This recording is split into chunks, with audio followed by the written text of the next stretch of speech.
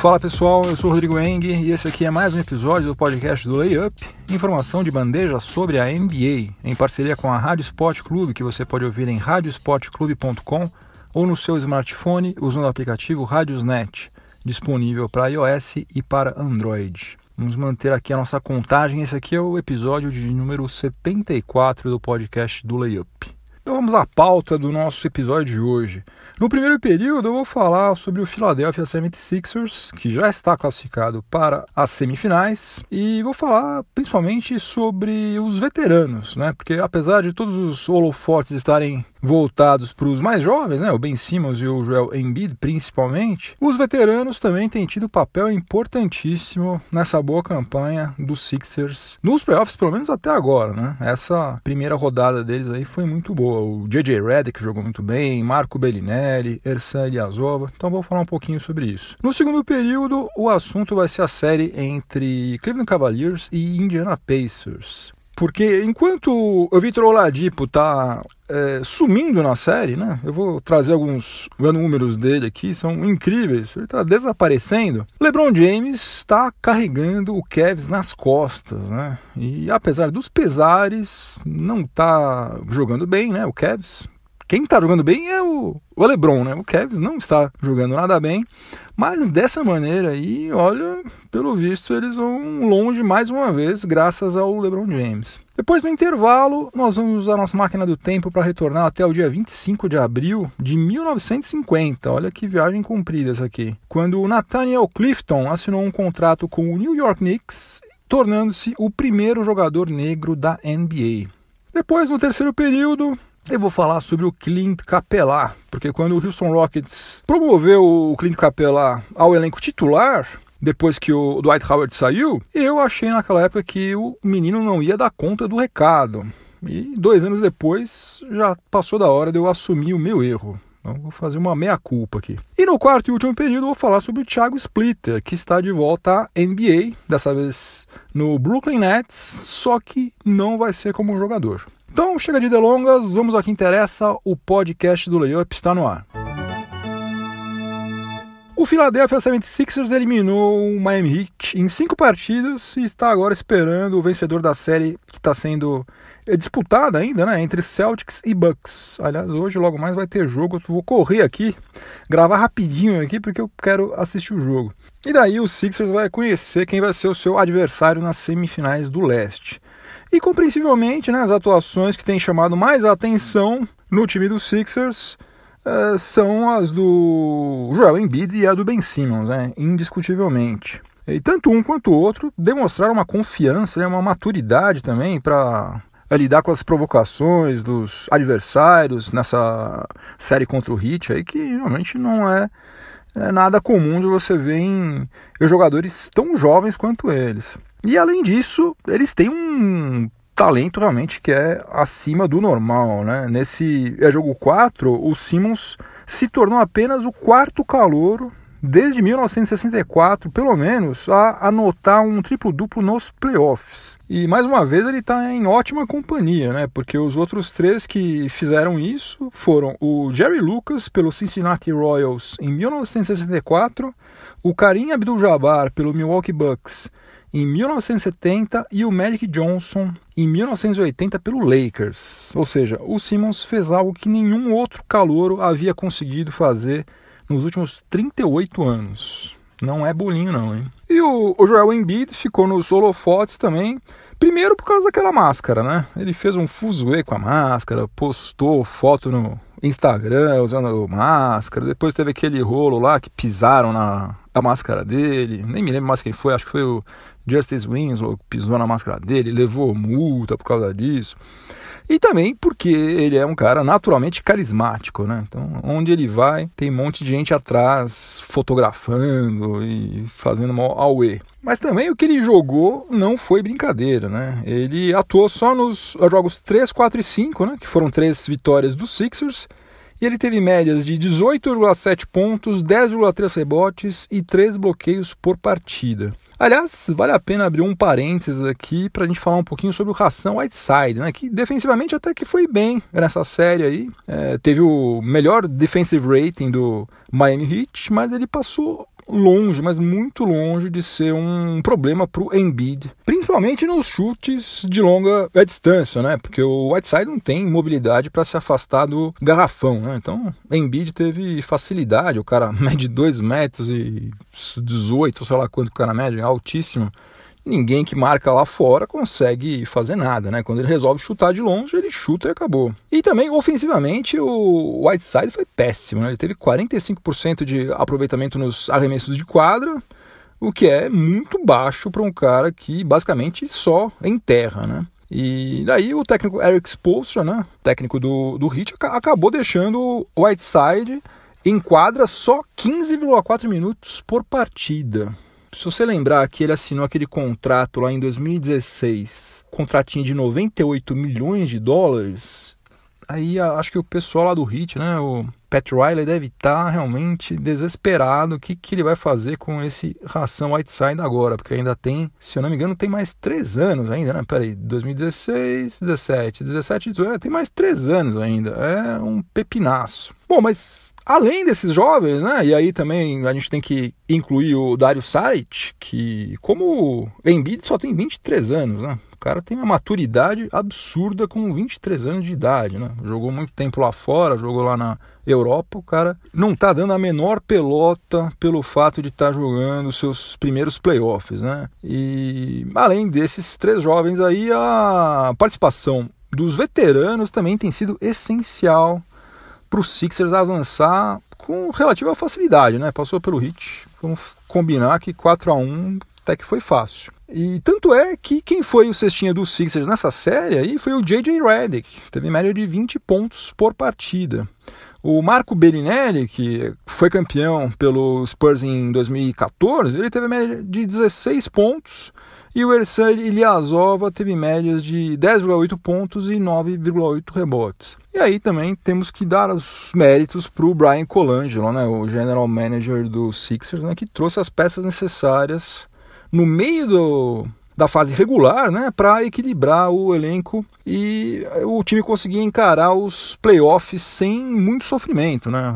Aliás, por enquanto não teve sofrimento quase que nenhum. E o mais legal disso tudo aí é que o leste está completamente aberto, né? Além de Raptors, Celtics e Cavs, agora eu acho que não dá mais para a gente descartar a hipótese de termos o Philadelphia 76ers representando o leste nas finais da NBA, o que seria sensacional. Não estou dizendo que vai acontecer isso, mas estou dizendo que pode acontecer. A gente não pode mais negar que eles estão jogando bem, que eles são um time equilibrado, talentoso, um time que tem experiência, maturidade, apesar de ter bastante gente jovem, e realmente a essa altura não dá mais para a gente ignorar que isso aí é uma coisa possível. Então vamos ficar de olho, que seria muito legal. Eu particularmente acho que seria sensacional se a gente tivesse os Sixers de volta nas finais. No segundo período do podcast do Layup, em parceria com a Rádio Sport Clube, eu vou falar sobre a série que está sendo disputada entre Cleveland Cavaliers e Indiana Pacers. Está 3-2 agora para o Cavs, e o próximo jogo vai ser em Indianápolis. O Pacers precisa ganhar de toda maneira, obviamente, para evitar a eliminação. A situação do Pacers já seria complicada, né, de toda maneira, porque, afinal de contas, está jogando contra o atual vice-campeão da NBA e também contra o time que tem um cara chamado LeBron James. Mas já era complicado e está ficando um pouquinho mais a cada dia, né, porque o Victor Oladipo ele está desaparecendo gradativamente na série. Olha só o que aconteceu com ele. No jogo 1, ele marcou 32 pontos com aproveitamento de 57,9% nos arremessos de quadra. Maravilha, né? 32 pontos, chutando acima de 50%, ótimo. Jogo 2, marcou 22 pontos, já uma queda significativa, e chutou 50%. Que tá bom ainda. No jogo 3, marcou 18 pontos, desceu um pouquinho mais, com 33,3%. Daí já o aproveitamento já tá ruim, né? Já tá abaixo do que seria aceitável. No jogo 4, ele marcou 17 pontos e teve 25% de aproveitamento. E no 5, que foi o último agora, marcou só 12 pontos e teve 13,3% de aproveitamento nos arremessos de quadra. Se continuar assim, no jogo 6 ele vai marcar 6 pontos e vai ter aproveitamento de, 5%. Não sei o que está rolando com ele lá, mas alguém precisa fazer alguma coisa. Meu Deus, o negócio tá crítico. E não tem a menor condição do Pacers passar com o Oladipo jogando dessa maneira, né? Principalmente porque, do outro lado, LeBron James está um animal, né? O cara tá absurdo. Ele tá com média de 34,8 pontos, 11,4 rebotes e 8 assistências. E, além disso, está chutando com 55% de aproveitamento nos arremessos de quadra e surpreendentes 82,5% nos lances livres, né, que é uma das poucas deficiências que ele tem. E até nesse jogo 5 ele chutou 15 lances livres e converteu os 15 lances livres. Então o cara realmente ligou o playoff mode total, sai da frente. E já que eu estou falando sobre LeBron e Oladipo, aquela reclamação de que teve goaltending na bandeja do Oladipo foi confirmada pelo 2 Minutes Report lá da NBA, né? Pelo departamento, a comissão de arbitragem, né? Que eles soltam, a cada jogo eles soltam o finalzinho, né? Os 2 últimos minutos, todos os lances, né? Se houve algum erro, se não houve, se errou, se acertou.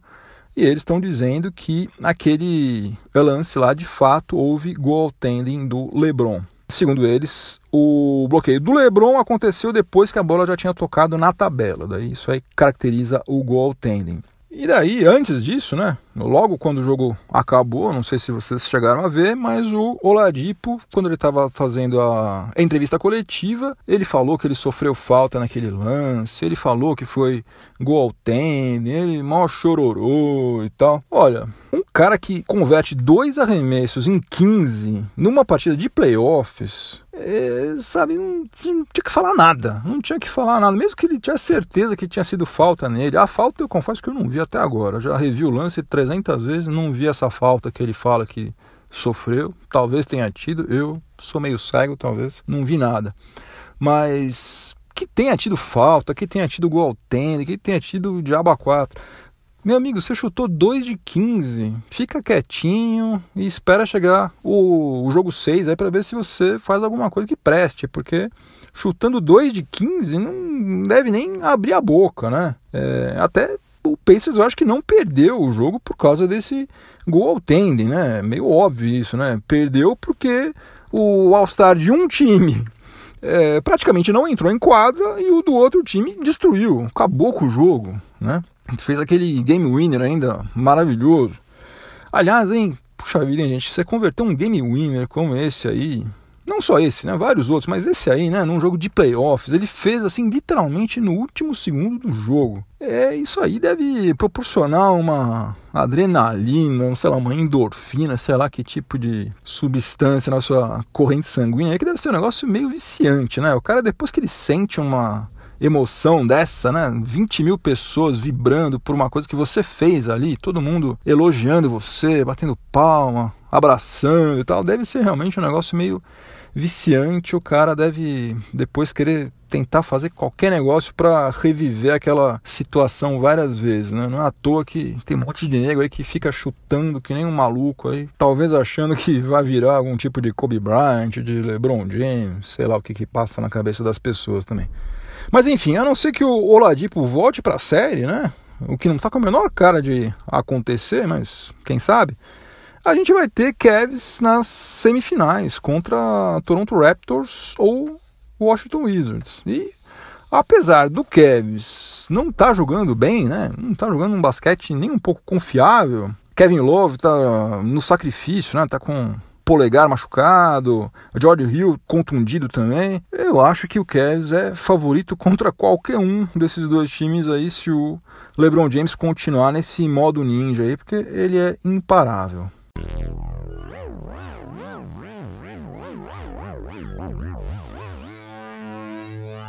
Essa musiquinha meio esquisita é sinal de que nós já estamos a bordo da nossa máquina do tempo, aqui no intervalo do podcast do Layup, em parceria com a Rádio Sport Clube. E nesse quadro, Máquina do Tempo, nós voltamos sempre a alguma data importante na história da NBA. E o nosso destino de hoje vai ser o dia 25 de abril de 1950. A gente vai viajar 67 anos. Não, 68 anos. Puxa vida, isso é ruim de conta, hein, amigo? Nós estamos em 2018, como é que 2018 menos 1950 podia dar 67, né? Pois é, ainda bem que... Por isso que eu estudei Direito, não estudei Matemática. Mas enfim, nós vamos viajar 68 anos, vamos voltar até o dia 25 de abril de 1950, porque nesse dia o Nathaniel Clifton deixou o Harlem Globetrotters e assinou um contrato com o New York Knicks, tornando-se o primeiro jogador negro na história da NBA. Olha só que coisa maluca, né? Como realmente preconceito era um negócio absurdo. De outubro de 1946, quando a NBA começou a funcionar, ainda era BAA, né? A Basketball Association of America, até 25 de abril de 1950... durante mais de 3 anos, portanto, a liga era exclusivamente caucasiana, não tinha um negro sequer. E vou falar um pouquinho sobre o Nathaniel Clifton, né? Ele era conhecido como Nat Sweetwater Clifton. Sweetwater porque ele era viciado em refrigerante, adorava um refrigerante. Então o pessoal apelidou ele de Sweetwater. Agora não se engane com esse apelido inocente, não, porque o homem era encrenca. Ele media 2,3 metros. Ele serviu o exército norte-americano durante 3 anos e ele foi matar nazistas lá na Europa durante a Segunda Guerra Mundial. E antes dele assinar com o Knicks, ele jogou uma temporada no Chicago American Giants, que era um time profissional de beisebol. O cara era bom de basquete e era bom de beisebol também. Na NBA, ele jogou como ala pivô durante 8 temporadas consecutivas no Knicks, até deixar a liga em 1958, com médias de 10 pontos e 8,2 rebotes por partida, uma convocação para o All-Star Game de 1957 e 3 vice-campeonatos consecutivos em 51, 52 e 53. Eita, Knicks! Imagina você perder 3 anos consecutivos. Pois é, Nathaniel Sweetwater Clifton viveu essa experiência nada agradável de ser tri-vice-campeão. Aí depois que ele saiu da NBA, ele ainda foi defender o Detroit Clowns, que era um time de beisebol. Isso aí foi em 1958. E depois, em 1961, ele foi jogar no Chicago Majors, que era um time da American Basketball League. Uma liga que durou só 2 anos, ele ainda jogou um pouquinho lá. O Clifton faleceu aos 67 anos de idade, em 1990, e foi incluído no Hall da Fama póstumamente apenas em 2014, faz pouquíssimo tempo. Lembrando o seguinte, que o Nat Sweetwater Clifton é o primeiro jogador negro na história da NBA, mas ele não é o primeiro a entrar em quadra. Quem fez isso foi o Earl Lloyd, que acabou estreando 4 dias antes do que o Nat Clifton. Então, no dia 25 de abril de 1950, Nathaniel Clifton se tornou o primeiro jogador negro a ser contratado por uma franquia da NBA, o New York Knicks.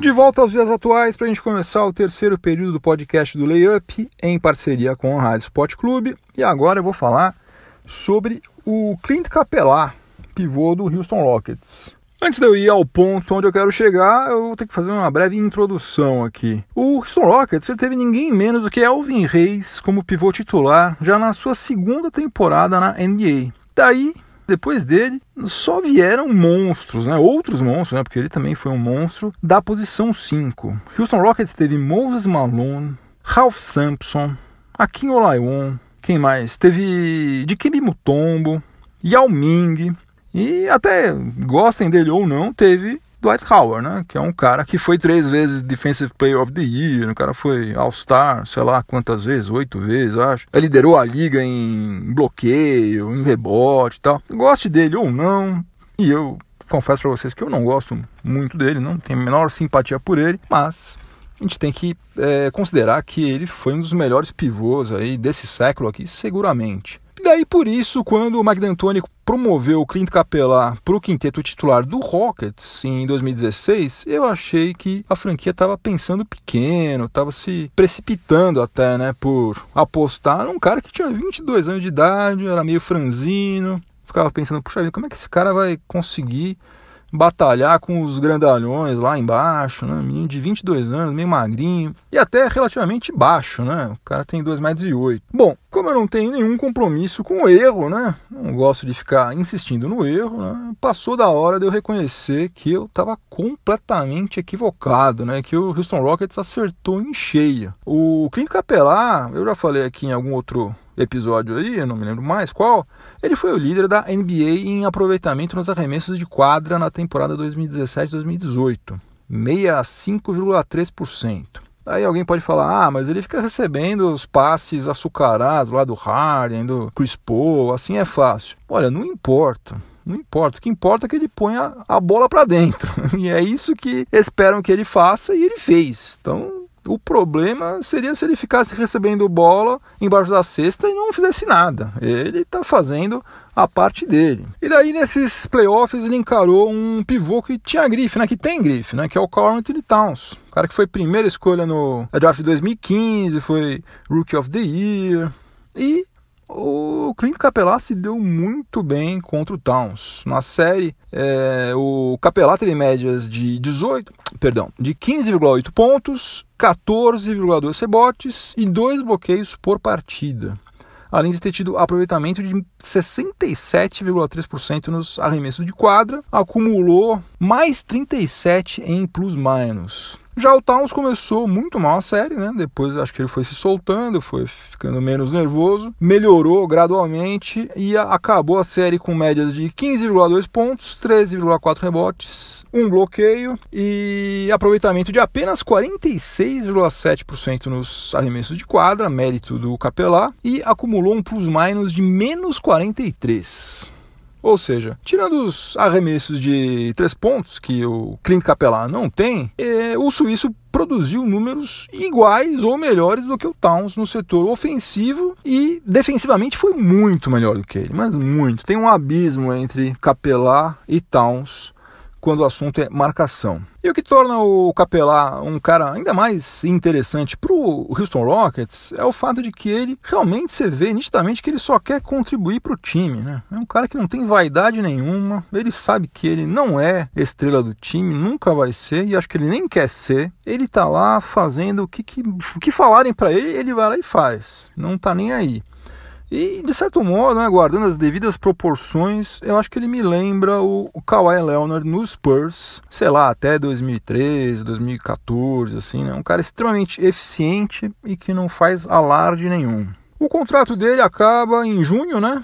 E certamente o Houston Rockets vai fazer o possível e impossível para segurá-lo, né? Ele vai ser um restricted free agent, mas como o teto da NBA vai dar uma estagnada na próxima temporada e não tem nenhuma franquia, imagino eu, que esteja disposta a gastar os tubos para contratar pivô no atual cenário, é bem provável que ele consiga ficar lá no Houston Rockets com um salário bem bacaninho, né? Algo em torno, sei lá, uns 15 milhões de dólares, algo assim, que tá de ótimo tamanho para o que ele faz, né? E se você lembrar que é menos do que o Brooklyn Nets está pagando para o Timofey Mozgov, então o Rockets vai estar no lucro, né? Se conseguir ficar com ele. Então, fiz aqui a minha meia-culpa. Eu estava totalmente errado. Clint Capela está se saindo muito bem no Rockets e tomara que tenha vida longa por lá. Chegamos ao quarto e último período do podcast do Layup, em parceria com a Rádio Sport Clube. E o quarto período vai ser meio corridinho aqui, porque, como eu já falei para vocês, eu tô meio atrasado. Eu nem sei se eu falei, tô meio atrapalhado hoje. Eu não sei se eu falei, se eu não falei, eu falo agora. Eu tô meio atrasado, eu quero assistir Celtics e Bucks, que já tá para começar aqui. Então, esse quarto período vai ser um quarto período meio mequetrefe, viu? Desculpa aí, gente. Sinto muito. Vai ser uma notinha, na verdade, sobre o Thiago Splitter, que foi contratado pelo Brooklyn Nets, mas ele não vai jogar lá no Brooklyn Nets. Ele vai garimpar talentos para serem draftados pelo Nets, vai analisar os jogadores adversários e também de outras ligas. Ou seja, ele vai ser o scout do Brooklyn Nets. E além disso, ele também vai atuar no desenvolvimento dos jogadores, né? Já que ele é um cara que tem muita coisa para ensinar, né? Tem uma experiência de um cara que jogou durante 5 temporadas no San Antonio Spurs, sendo comandado pelo Greg Popovich, né? Esse é um pequeno detalhe. E é um cara que foi campeão, né? Então Então isso aí vale ouro, né? Essa experiência que ele tem aí realmente vale ouro. Lembrando que o Splitter trabalhou no Spurs, né? Foi o jogador lá quando o Sean Marks, que é o atual General Manager do Nets, foi assistente técnico do Popovich, né? O Sean Marks atuou lá durante acho que 4 anos, se eu não me engano. Então os dois já se conheciam de longa data. Isso aí certamente facilitou para que o Thiago Splitter fosse contratado pelo Nets. Então, nossa torcida total para Thiago Splitter, com certeza vai ter muito sucesso lá e quem sabe a gente não vai vê-lo dentro de alguns anos como técnico. Imagina só que bacana, a gente ter um brasileiro head coach na NBA, seria sensacional. Fim de jogo, acabou mais um episódio do podcast do Layup. Antes de eu ir embora, eu vou deixar a minha trilha sonora para o final de semana, que dessa vez não vai ser uma música, mas vai ser um álbum inteiro.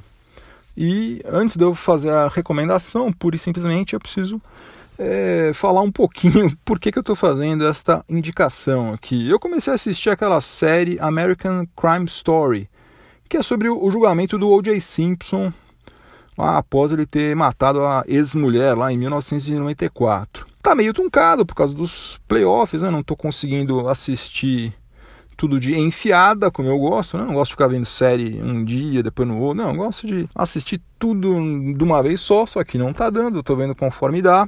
Mas tô gostando bastante, tô achando bastante legal, principalmente eu que sou mais velho, né? Eu me lembro bem dessa época aí, então eu tô achando bastante interessante, recomendo. E essa série aí, ela me fez desenterrar um CD que eu não ouvia há séculos, né? Eu não vou dar spoiler sobre a série, até porque isso aí é de conhecimento público, né? Eu não estou falando nada que as pessoas não saibam. Mas os advogados do O.J. Simpson usaram a violência da polícia de Los Angeles contra os negros, que era uma coisa muito brutal lá nos anos 90, como tese de defesa do cliente deles. E daí eu me lembrei da banda Body Count, que tinha, não sei se tem ainda, não sei se ainda existe, o Ice-T nos vocais e o Ernie C na guitarra. E o álbum de estreia dele, que também se chama Body Count, foi lançado em 1992 e é um dos mais politicamente incorretos de todos os tempos, né? Tem um palavrão a cada estrofe, né, no mínimo, e basicamente convoca todos os negros a matarem policiais. Basicamente é isso. É um álbum que só faz algum sentido se você considerar aquele momento histórico, né, quando ele foi feito, né, e não entender a mensagem do álbum de maneira literal, né, até porque, obviamente, matar quem quer que seja não vai ser a solução para absolutamente nada nunca, né. Mas se você não quiser prestar atenção nas letras, quiser só ouvir a música em si, eu recomendo demais, é uma verdadeira paulada, o álbum inteiro, muito bom mesmo. Excelente até para você fazer exercício, se você estiver correndo, não sei o que você faz, musculação, sei lá que diabo que você faça. Se você for fazer qualquer atividade física, escutando Body Count, você pode ter certeza que seu rendimento vai subir. Então, ó, fica a dica aí, Body Count, da banda homônima, álbum lançado em 1992. Bom, se você estiver ouvindo este episódio aqui numa plataforma de podcast, aproveite para avaliar positivamente o podcast do Layup. E se você estiver ouvindo na Rádio Sport Clube, fique por aí que vem mais informação esportiva de qualidade na sequência. Bons playoffs para todo mundo. Bom final de semana, juízo, voltem inteiros para casa, inteiras. Semana que vem tem mais. Abração, tchau.